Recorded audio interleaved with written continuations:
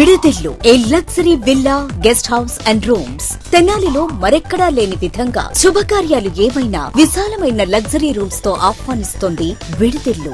మరియు food service కూడా అందుబాటులో కలదు. మరియు ఎయిర్పోర్ట్ నుండి పికప్ అండ్ డ్రాపింగ్ సౌకర్యం. టీటీడీ కళ్యాణ మండపం ఎదురు చెంచుపేట తెనాలి 88548888. ఆంధ్ర పారిస్ తెనాలిలో అధునాతన హంగులతో మీకు స్వాగతం పలుకుతోంది ఈ కన్వెన్షన్. వెడ్డింగ్స్, రిసెప్షన్స్, ఎంగేజ్మెంట్స్, కాన్ఫరెన్స్లు, సెమినార్స్ మరియు అన్ని రకాల ఫంక్షన్లకు అనువైన వేదిక. ఈ convention function hall AC RTC bus stand out gate ఎదురు తెనాలి. Cell number 7288856666.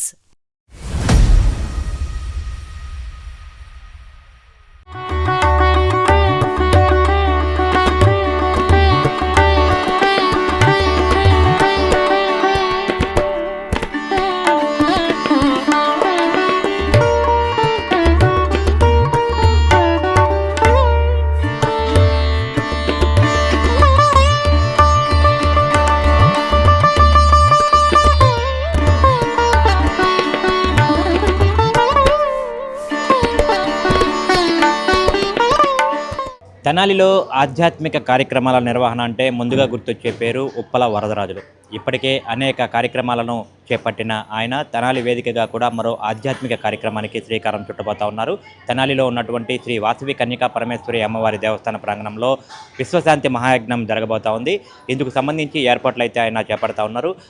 మహాయజ్ఞం, విశ్వశాంతి మహాయజ్ఞం ఎప్పుడు నిర్వహిస్తూ ఉన్నారు, ఎందుకోసం ఈ యజ్ఞాన్ని తలపెట్టారనేది కూడా మనతో పాటు వరదరాజు గారు ఉన్నారు, అడిగి తెలుసుకునే ప్రయత్నం చేద్దాం. సార్, ఇప్పటికే మీరు దాదాపుగా అనేక పర్యాయాలు అనేక ఆధ్యాత్మిక కార్యక్రమాలు తెనాల్లో చేపట్టారు. ఈ విశ్వశాంతి మహాయజ్ఞం ఎప్పుడు నిర్వహిస్తూ ఉన్నారు, దానికి సంబంధించిన ఏర్పాట్లు ఏ విధంగా జరుగుతున్నాయి?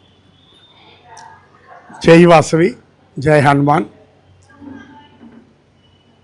ప్రజలలో దైవభక్తి ఉన్నప్పుడు అతని ఆలోచన విధానం కానీ చేసే పనులు కానీ చెడు ఆలోచనల వైపు వెళ్ళవు, మంచిగా ఉంటుంది. ఆ సద్భావంతో ఎప్పుడు కూడా ఇండివిజువల్గా ఎవరికి వాళ్ళు వాళ్ళ ఇంట్లో వాళ్ళ కుటుంబం కోసం వారి కోసం కార్యక్రమం చేసుకోవడం వేరు.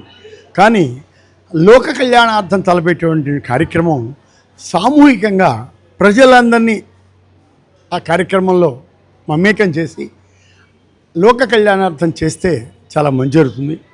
ఈ కలియుగంలో ఈ పరాభవనామ సంవత్సరంలో మరి మా గురుగారు చెప్పారు మొన్న జనవరిలో వచ్చినప్పుడు, ఈ సంవత్సరం అంతా కూడా అంటే రాబోయే మార్చి వరకు కూడా ప్రజలందరూ చాలా కష్టనష్టాలు ఎదుర్కొంటారు.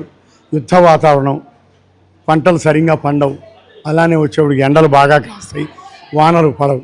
కాబట్టి ఈ అన్నీ ఎదుర్కోవాలి అంటే ప్రజల్లో సద్బుద్ధి, ప్రేమ, భక్తిభావం ఉండాలి.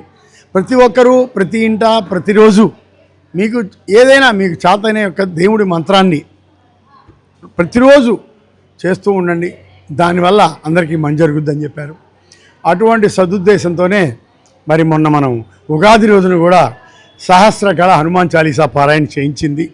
అట్లా ఈ చైత్రమాసం అమావాస్య శుక్రవారం 17వ తేదీన తెనాలి పట్టణంలో బోస్ రోడ్లో ఉన్నటువంటి శ్రీ వాసవి కన్యకా పరమేశ్వరి దేవస్థానం ఆవరణలో విశ్వశాంతి మహాయజ్ఞం.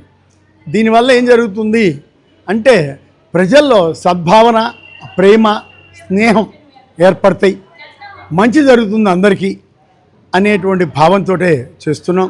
ఆ రోజున మరి శివుడికి రుద్రాభిషేకం, అమ్మవారికి అభిషేకం, అర్చన, హోమాది క్రతువులు, అట్లనే వచ్చిన ప్రతి ఒక్కరూ ప్రతి కుటుంబం అమ్మవారికి పశువు కుంకుమ సమర్పించి ఒక దోషడి బియ్యం మీ చేత్తో తీసుకొచ్చి అమ్మవారి పాదాల చెంత మీ చేతులతో మీరే ఉంచితే దానివల్ల ఏం జరుగుతుందంటే మనకి పంటలు బాగా పండి ధాన్యం చక్కగా రైతుల ఇళ్ళకి చేరి మనకి బాగుంటుందనే భావంతో చేస్తున్నాం. అట్లనే ఈ యాగం చేస్తుంది కూడా విశ్వశాంతి కోసం, అంటే ఏ ఒక్కరి కోసమో ఏ కుటుంబం కోసమో కాదు. కాబట్టి ఇందులో ప్రతి ఒక్కరూ పాల్గొనవచ్చు. కాకపోతే కార్యక్రమం ముఖ్యోద్దేశం వైశ్యులం, మన వైశ్య కులం, మన కులదేవత ఇక్కడ చేస్తున్నాం కాబట్టి వైశ్య కుటుంబాలందరినీ కూడా రమ్మంటున్నాం. కానీ ఇటువంటి కార్యక్రమాల్లో కుల మతాలకు అతీతంగా మరి ఎవరైనా పాల్గొనవచ్చు, దీనిలో తప్పేం లేదు. ఆధ్యాత్మిక భావన, భక్తి భావన, దేవుడి మీద నమ్మకం, విశ్వాసం ఉంచేటువంటి ప్రతి వ్యక్తి వచ్చి ఆ రోజున అమ్మవారికి తన చేత్తో దోష బియ్యం సమర్పించి హోమగుండంలో తన సొంత స్వహస్తాలతో సమిధలు సమర్పించి ఆ యొక్క దేవదేవుడు, ఆ అమ్మవారు, ఆ రుద్రుడు శివుడు ఆశీస్సులు సంపూర్ణంగా పొందాలని, ఆ అమ్మవారి ఆశీస్సులు మనందరికీ సంపూర్ణంగా కలగాలని భగవంతుడు పైగా ఇక్కడ పెడతంలో ముఖ్య ఉద్దేశం ఈ దేవాలయం చెప్పాలంటే చాలా విశిష్టమైంది. కేవలం కన్యకా పరమేశ్వరి అమ్మవారు అనేది కాకుండా ఇది హరిహర అదుల దేవాలయం. ఎట్లా అంటే ఇక్కడ శివుడు, విష్ణుమూర్తి, వినాయకుడు, సుబ్రహ్మణ్యేశ్వర స్వామి, నవగ్రహాలు, అట్లాగే రమాసహిత సత్యనారాయణ స్వామి అందరూ ఉన్నారు.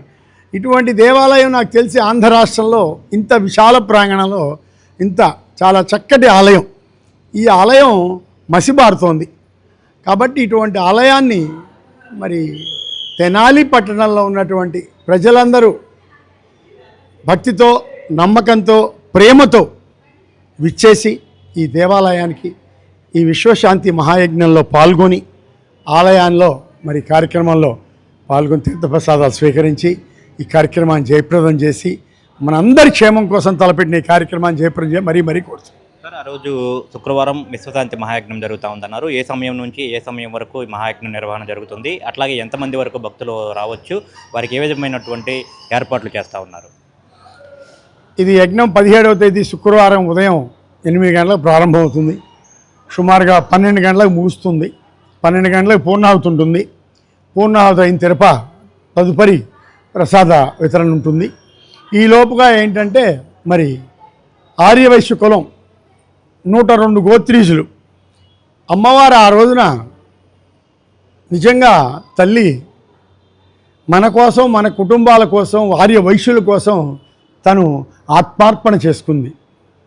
ఒక రాజు తనను వివాహం చేసుకుంటానంటే అది అడ్డు చెప్పలేక రాజుకు అడ్డు చెప్పలేరు. యుద్ధం జరిగితే ఎవరు గెలుస్తారో తెలియదు. అటువంటి సమయాన్ని ఆమె తీసుకున్న నిర్ణయం మరి ఆ రోజున ఆమెతో పాటు వైశ్య కులంలో పుట్టిన 102 గోత్రీకులు కూడా ఆ రోజున ఆత్మార్పణ చేసుకున్నారు. అటువంటి తల్లి ఆశీస్సులు మనందరికీ లభించాలనే సదుద్దేశంతో పెట్టిన ఈ యాగంలో ఆ రోజున 102 మంది వైశ్య దంపతులతో కూడా అఖండ జ్యోతి ప్రజ్వలన చేస్తున్నాం. ఆ కార్యక్రమంలో కూడా ముందుగా పేరు నమోదు చేసుకోండి. 102 మంది దంపతులకు అవకాశం కల్పిస్తున్నాం. దాన్ని కూడా సద్వినియోగం చేసుకోవాలని, వారికి దీపారాధన కోసం కావలసినటువంటి పూజా సామగ్రి కూడా అంతా మేమే ఇవ్వడం జరుగుతుంది. వారేమీ తెచ్చుకోవాల్సిన అవసరం లేదని కూడా మరీ తెలియజేస్తున్నాను. ఖచ్చితంగా విశ్వశాంతి కోసం ఈ లోక కళ్యాణాన్ని కాంక్షిస్తూ కూడా విశ్వశాంతి మహాయజ్ఞం నిర్వహిస్తున్నట్లు వరదరాజు గారు చెప్తా ఉన్నారు.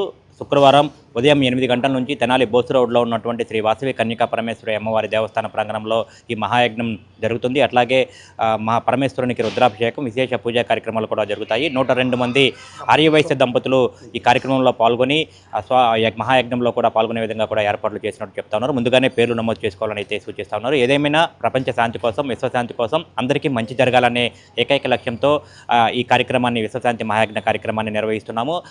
వాసవి కన్యకా పరమేశ్వరి అమ్మవారి ఆశీస్సులు, అట్లాగే పరమేశ్వరుని ఆశీస్సులు ప్రజలందరిపై ఎల్లప్పుడూ ఉండాలని, ఆ విశ్వశాంతిని కాంక్షిస్తూ కూడా ఈ యాగం తలపెట్టినట్లు చెప్తా ఉన్నారు. అందరూ కూడా భక్తులందరూ విశేషంగా ఈ కార్యక్రమంలో పాల్గొని అమ్మవారి ఆశీస్సులు పొందాలని చెప్పనైతే ఆయన సూచిస్తూ ఉన్నారు. వీడియో జర్నలిస్ట్ సాయితో గోపిచంద్, ఎస్టీవీ తెనాలి.